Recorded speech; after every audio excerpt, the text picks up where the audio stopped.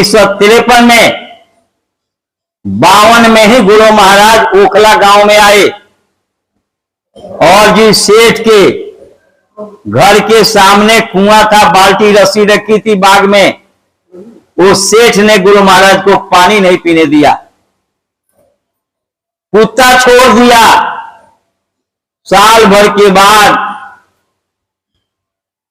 8,052 रुपए में 8,052 रुपए में 1953 में गुरु महाराज ने पहली फिएट गाड़ी खरीदी और तेल डलवा करके लेके आए, सेठ के घर के आगे गाड़ी खड़ी कर दी। और जैसे गाड़ी में से निकले, सेठ ने कहा, नौकर को आवाज देके, फलाना देख महात्मा जी आए हैं, 2 कुर्सी लेके आ।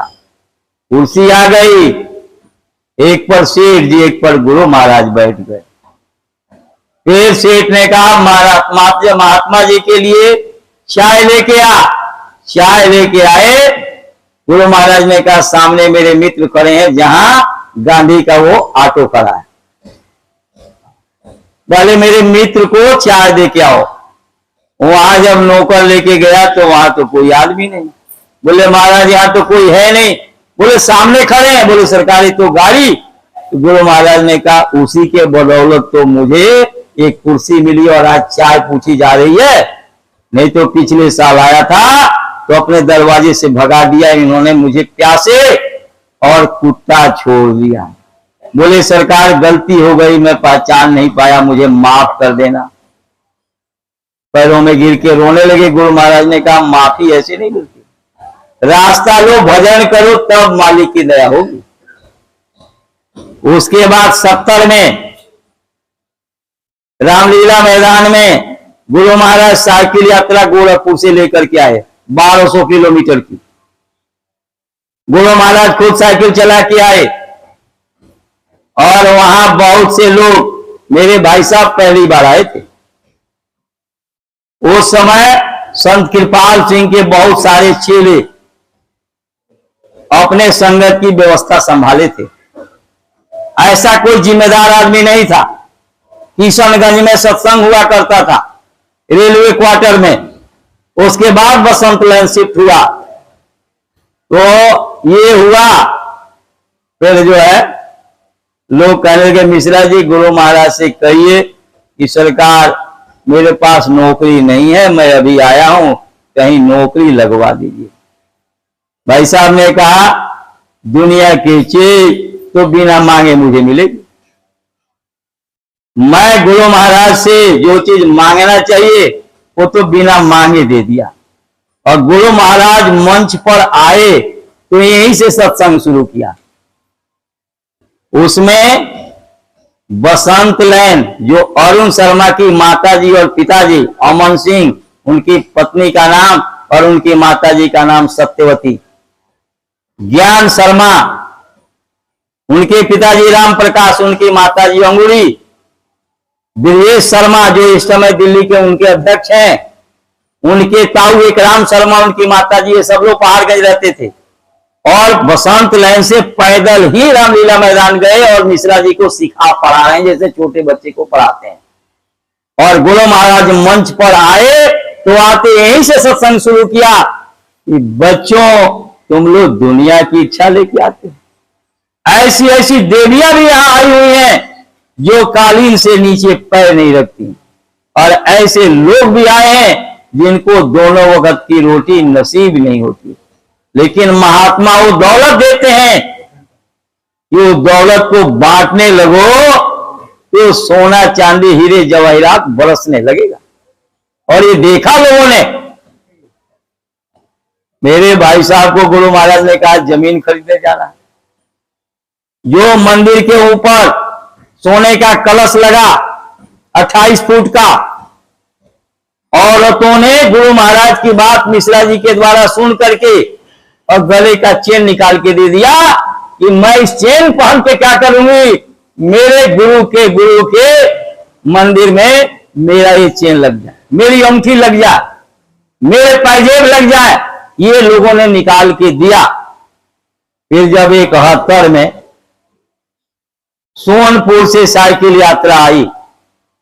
लोग जो है आके कहने लगे कानपुर के हमारे गांव के एक थे फुलेना बैठा, उनके साथ 4 लोग आए और वो लोग कहने लगे मिश्रा जी बॉर्डर पर तो 3 हेलीकॉप्टर इंडिया ने पाकिस्तान के मार के गिरा दिए, लाइट कैसे मिलेगी, कार्यक्रम कैसे होगा।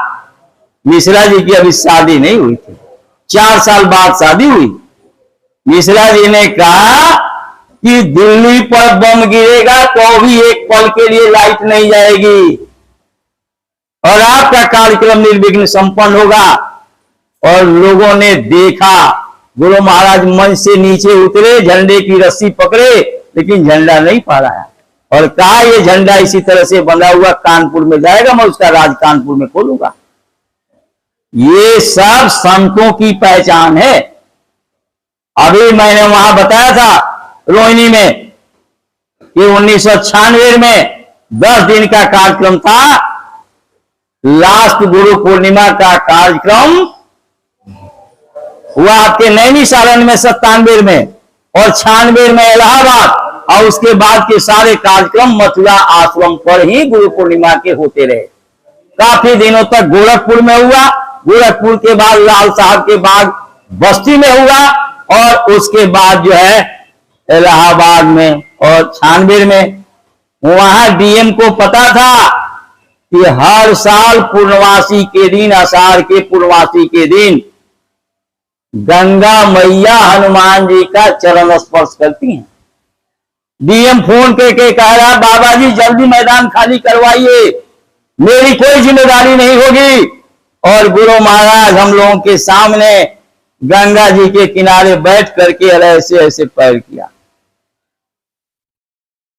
डीएम की बात सुन करके सत्संगी लोग, कोई रुमाल में, कोई दुपट्टे में, कोई बहने आंचल में, कोई धोती के किनारे पर, कोई गमछा में, कोई टोपी में ले जाकर के रेत गंगा जी के किनारे डाल रहे थे लोग, गंगा जी के पानी को रोकने के लिए। लेकिन रोकने वाले तो गुरु महाराज थे। और 3 महीना में जिसका फैलाव हुआ था और सत्संग के बाद गुरु महाराज की दया से 3 घंटा में पूरा मैदान खाली हो गया। जब तक गुरु महाराज का मंच निकाल करके बाहर नहीं आया तब तक गंगा जी का पानी मैदान में नहीं भरा। ये सब हम लोगों ने अपने नजरों से देखा है। 1979 में जो काशी में यज्ञ हुआ, जहां आप रेत में पैदल नहीं चल सकते थे, पैदल जो है पैर धंसता था।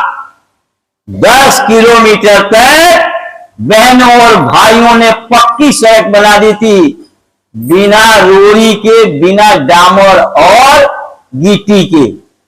लोहे ट्रक उस पर चलते थे। ये सब हम लोगों ने अपने नजरों के सामने देखा। भाई लोग हौले से सुबह 4 बजे उठ करके टटियों को टोकरी में भरते थे। अब बहनें टोकरी उठा करके जो गड्ढा खोदा गया होता था उसमें ले जाके डालती थी, जो कोठियों में रहती थी। सरकार के तरफ से कोई सफाई कर्मचारी नहीं, एक दवाई का इंतजाम नहीं और एक स्वास्थ्य कर्मचारी का इंतजाम नहीं। 2 करोड़ लोगों का जमघट बाबा जय गुरुदेव जी महाराज ने काशी के धरती पर, उस रेती पर, गंगा तीरे रेती परे जलवा देखा रे, बाबा जी तेरे प्यार में जलवा देखा रे। बहने मिट्टी ढो रही है, जलवा देखा रे। भाई डलिया उठा रहे हैं, जलवा देखा रे। गुरु जी तेरे प्यार में जलवा देखा रे। ये सब लोगों ने देखा और अनुभव किया। और उसके बाद कोई कहे कि बाबा जी संत नहीं थे। बाबा जी पूरे संत थे, 1% भी शंका मत करो। गुरु पर भरोसा जिस दिन हो जाएगा, गुरु पर विश्वास हो जाएगा, उसी दिन आपकी जीवात्मा गुरु जो शब्द रूप है उनके शब्द को पकड़ के शब्द के भंडार में आपके घर पहुंच जाएगी। लेकिन विश्वास होगा तब। सतगुरु सच्चा, सत्संग सच्चा, नाम सच्चाई क्या कहूंगा। जाना चाहते हो सतलोक में, और झूठ, धोखा, अन्याय, कत्ल, बेविचार, मिलावट, हेरा फेरी, कम तोलना, कम नापना, ये छोड़ नहीं रहे हो। मैं ये मेगाफोन पकड़ा हूं, मैं छोड़ूंगा तभी तो आप पकड़ोगे।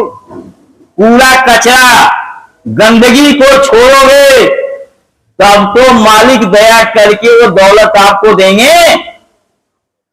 गुरु महाराज ने कहा 2007 में, ठीक है, ठीक है, ठीक है, बाकी सब भूसा भूसा भूसा।